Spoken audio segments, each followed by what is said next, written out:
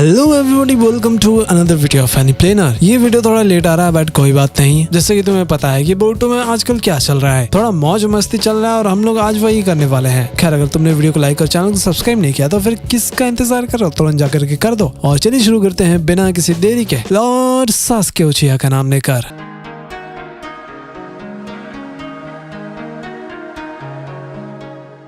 तो भाई, वीडियो के स्टार्टिंग में कुछ लोग बात कर रहे थे, शायद वो लोग बदला लेने का सोच रहे थे आयरन हैमर से। तभी वहाँ पर वो लेडी आ जाती है। हाँ, वही चिराको की जो बेटी थी ना, वो आकर के लाइट जला देती है। एक्चुअली वो लोग ईटिंग कॉन्टेस्ट के बारे में बात कर रहे थे जो शायद जल्दी होने वाला था और उन्हें आकामिची क्लैन को हराना था। फिर अगली सुबह नारुतो टीवी एडवर्टीजमेंट में बोलता है कि गुड मॉर्निंग सभी लोग, फैमिली हॉलीडे का मजा उठाइए। वेल, अपना चोजी बस बैठ करके टीवी देख रहा था तो चोचो बोलती है कि हे मॉम, आपको ऐसे आदमी के साथ शादी करने की क्या जरूरत थी। फिर कारोई गुस्सा करने लग जाती है चोजी के ऊपर कि खाना आज ही खत्म कर दिया, ये सब तो कल के लिए था ना भाई, ये तो हिनाटा से भी भयंकर है। फिर वो वहाँ से चली जा रही थी दूसरा चॉकलेट लेने के लिए, तो चोजी बोलता है कि अगर जा ही रही है तो मेरे लिए भी कुछ ले आना। फिर कारोई उसको उठा करके बाहर कर देती है। थोड़ी देर बाद अपना बोटो जा रहा था, तभी उसे चोजी और चोचो दोनों दिखाई देते हैं। फिर बाद में चोजी बोलता है कि मुझे नहीं पता था कि इसकी अम्मा तुरंत गुस्सा हो जाएगी। चोचो भी बोलती है कि देखिए डैड, अगर आप ऐसे ही करते रहोगे तो मॉम आपको छोड़ देगी। आपने कुछ तो किया होगा उनसे शादी करने के लिए, क्या है वो बताओ हमें। चोजी बताता है कि वो तो बहुत ही दयालु है, लेकिन चोचो का कहना था कि वो तो इसके लिए कभी आपसे शादी नहीं कर सकती। तभी चोचो को कुछ दिखाई देता है। एक्चुअली वो कॉन्टेस्ट था, आई मीन उसका पैम्पलेट लगा हुआ था दीवार के ऊपर। वैसे भी ये फैमिली डे के लिए स्पेशल होने वाला था। चोजी को लग रहा था कि इससे शायद उसकी मॉम ज्यादा गुस्सा करने लगी तो दिक्कत हो जाएगा, लेकिन चोचो उसे उल्टा पट्टी पढ़ा देती है। बोटो भी उसको सपोर्ट कर रहा था कि हाँ, आपको ये करना चाहिए। फाइनली कुछ देर बाद चोचो लोग वहाँ पर पहुंच जाते हैं जहाँ पर कॉन्टेस्ट होने वाला था। तभी उन्हें इनोजिन भी मिलता है और बोलता है कि देखकर लगता है कि हम हारने वाले हैं डैड। वही मेटल का भी हालत खराब था नर्वसनेस से।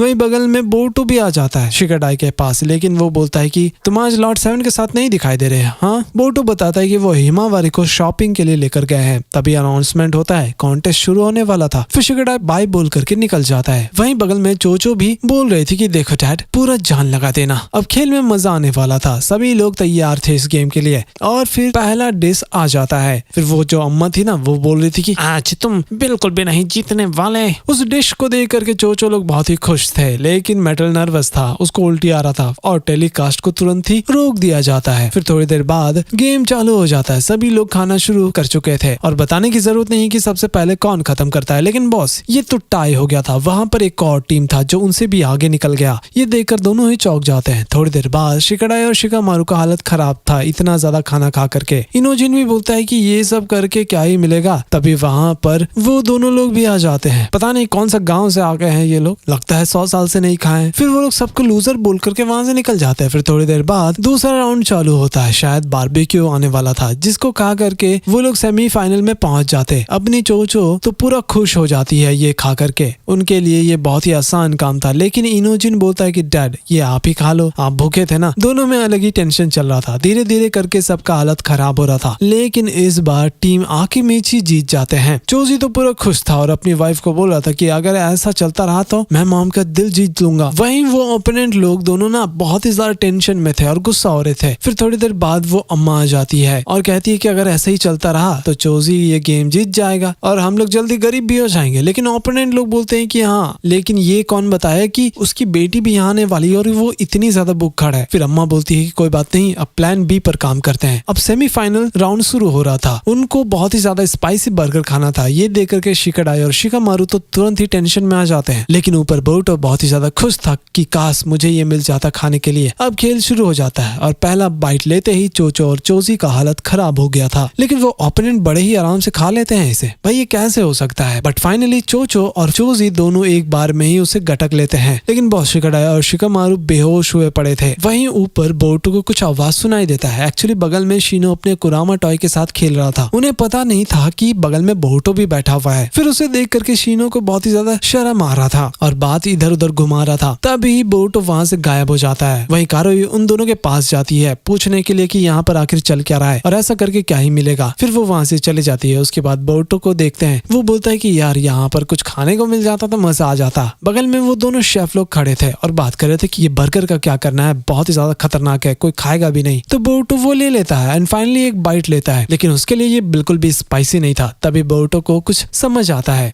उसने कुछ देख लिया था। अब फाइनल राउंड होने वाला था, सबको खाने के लिए कुछ दिया जाता है। वो दोनों ओपोनेंट तो लगे हुए थे खाने में, बिल्कुल बिना देरी किए लग जाते हैं अपने काम पर। लेकिन चो टेंशन में आ जाती है कि आखिर यहाँ पर चल क्या रहा है, ये लोग स्लो होने का नाम ही नहीं ले रहे, शायद ये ओपोनेंट लोग जीत जाएंगे। वहीं बूढ़ी अम्मा बोल रही थी कि इस बार किसी भी हालत में चोजी ये नहीं जीत पाएगा। एक्चुअली अम्मा ने चीटिंग किया था, चोजी को बड़ा बॉल दे दिया था। तभी वहाँ पर बोरुतो आ जाता है और बोलता है कि ये लो, इसे खा लो। चो बोलती है कि ये तो हमारा टेस्टी मील था, हमें इसे खाना बहुत ही पसंद था, राइट। ऊपर कारोई कहती है कि हने सब कुछ चो खा लेगी, तुम भी खा करके दिखा दो। भाई ये सुनकर के चोजी पगला जाता है और शुरू हो जाता है खाना खाने में। दोनों टीम लगे हुए थे, धीरे धीरे चो का टीम भी आगे बढ़ने लग जाता है और तो अम्मा गुस्सा होने लग जाती है और कोई जूस यूज करते हैं, जिससे वहां पर बहुत ही बड़ा चीज अपीयर हो जाता है और पूरा एरिया ही कैप्चर करने लग गया था। मेटल लोग थोड़ी देर के लिए संभाल रहे थे इस मामले को। चो बहुत ही ज्यादा गुस्सा हो जाती है और उस खाने को एक गुस्सा भी देती है, लेकिन उससे भी कोई फायदा नहीं होता। फिर कारोई आकर के बोलती है कि चो तुम यहाँ से बाहर निकल जाओ, ये सही नहीं हो रहा। तभी ऊपर देखते हैं कि चोजी बहुत ही बड़ा हो गया था और जितना हो सकता था ना वो खाना शुरू कर लेता है। तभी उसका बटरफ्लाई भी अपीयर हो जाता है और पूरा खाना डाइजेस्ट कर लेता है। तभी वहाँ पर अम्मा गुस्सा कर रही थी, लेकिन बोरुतो आकर उनसे पूछता है कि ये क्या है अम्मा, जरा बताओ कि मैटर क्या है। फिर थोड़ी देर बाद हम देखते हैं कि चोजी लोग जीत गए थे। सभी लोग टेंशन में थे कि ये लोग इतना खा कैसे लेते हैं और बाकी दो ओपोनेंट थे ना, उनको पकड़ लिया गया था। उधर चोजी माफी मांग रहा था कारोई से, तो चो पूछती है कि इनके अंदर क्या ही खासियत है, जरा बताना। लेकिन कारोई सबको डांटने लग जाती है। फिर हम सारदा का घर देखते हैं। दोनों साकुरा और सारदा नारुतो का अनाउंसमेंट सुन रहे थे, फैमिली डे वाला। लेकिन साकुरा बोलती है कि उसको आज थोड़ा सा काम है, बाहर जाना है, तो इसलिए वो टाइम स्पेंड नहीं कर पाएगी। तो सारदा बोलती है कोई बात नहीं, मैं समझती हूँ, और बताती है कि वो वैसे भी बोरुतो के साथ ट्रेनिंग करने के लिए जाने वाली थी। हाँ, उसको अपने डैड का याद भी आ रहा था, लेकिन सारदा को पता नहीं था कि सासुके शायद विलेज में ही है। वहीं बोरुतो को सासुके भी दिखाई देता है और सासुके पूछता है कि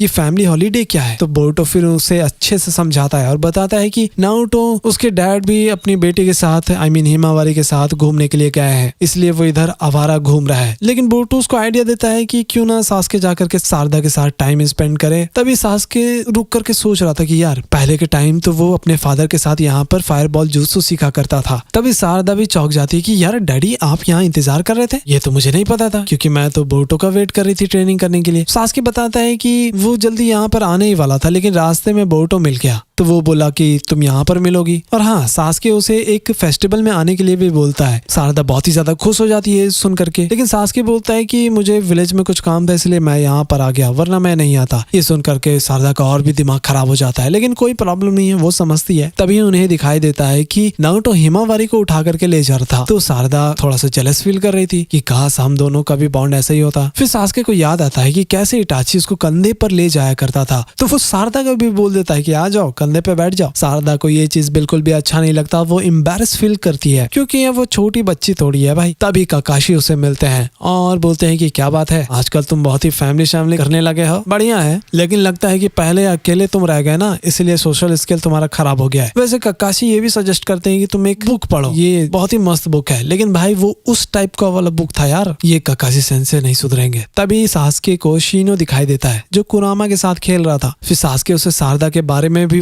थोड़ा सा पूछ लेता है। इसको आज गलत ही इंसान मिल रहा है एडवाइस लेने के लिए। फिर शिनो बताता है कि सारदा बहुत ही ज्यादा टैलेंटेड और बहुत ही ज्यादा मेहनत करती है, तो इससे भी कुछ फायदा नहीं हुआ सासुके को। फिर सासुके काकाशी के एडवाइस पर ही काम करता है। वो उस बुक का ही एक डायलॉग बोलता है, वो भी सारदा को, भाई वो रोमांस वाला डायलॉग था यार, कोई बचा लो इस बेचारी को। और इससे सारदा और भी ज्यादा गुस्सा हो जाती है। फिर थोड़ी देर बाद सारदा अकेले में ट्रेनिंग कर रही थी, तभी बोरुतो भी उसे देख लेता है। उसे पता था कि भाई कुछ तो लफड़ा हुआ है यहाँ पर। फिर सारदा बताती है कि शायद सासुके उसको अच्छे से नहीं जानता है और ये बात से सारदा को बहुत ही ज्यादा दुख पहुंचता है। फिर बोरुतो भी क्वेश्चन घुमा देता है कि क्या तुम्हें सासुके के बारे में अच्छे से पता है, जाओ उसे खुद ही बता दो कि तुम्हें क्या चाहिए। वहीं सासुके जाकर के काकाशी को सुना रहा था कि यार ये तुम क्या पकड़ा दिया। तभी उन्हें साकुरा भी मिलती है और घर पर साकुरा बताती है कि सारदा को होकागे बनना था और पूरा कहानी समझाती है उसे कि उसे क्या पसंद है क्या नहीं। फिर थोड़ी देर बाद सासुके जाकर के सारदा से मिलता है जो ट्रेनिंग कर रही थी और जाकर बताता है कि वो भी कभी होकागे बनना चाहता था, लेकिन उसको गलत गाइडेंस मिल गया। फिर नारुतो आकर के उसको अच्छे से सुधार दिया। तो सासुके शारदा को शोरिगन जुत्सु अच्छे से सिखाता है और घर जाते टाइम उन्हें बोरुतो भी मिलता है और शारदा भी उसको वही एडवाइस देती है जो थोड़ी देर पहले सासुके ने उसे दिया था। वहीं घर पर नारुतो माफी मांग रहा था कि वो बोरुतो के साथ टाइम स्पेंड नहीं कर पाया बिकॉज ऑफ हिमावारी। फिर वो बोरुतो को